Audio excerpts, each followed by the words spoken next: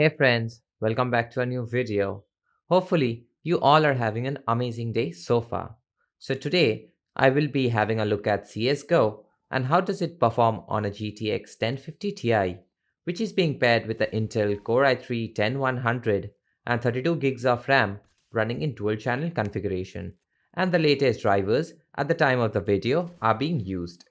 So CSGO, I will show you three resolutions 1080p, 1440p and 4K. To skip to any resolution, check the description below.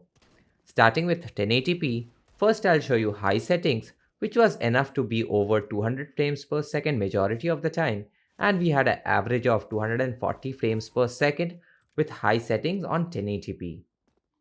Then I'll just show you low settings on 1080p, and it was enough to be very close to 300 frames per second, and we had an average of 270 frames per second here, which is plenty in my opinion.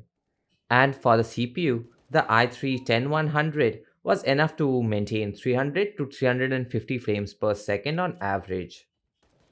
Then I will switch my resolution to 1440p, and here I will use high settings, which was enough to be very close to 120 frames per second on average.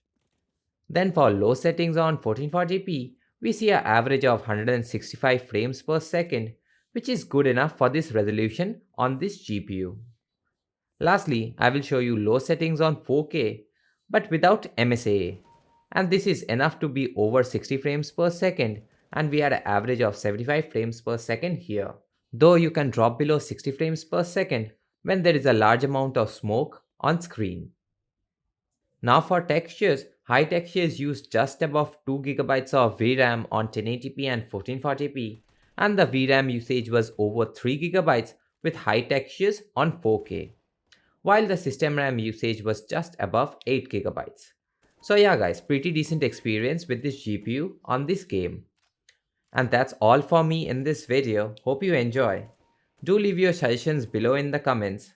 And don't forget to like, share and sub as it really means a lot. And as always, I'll see you all in the next video.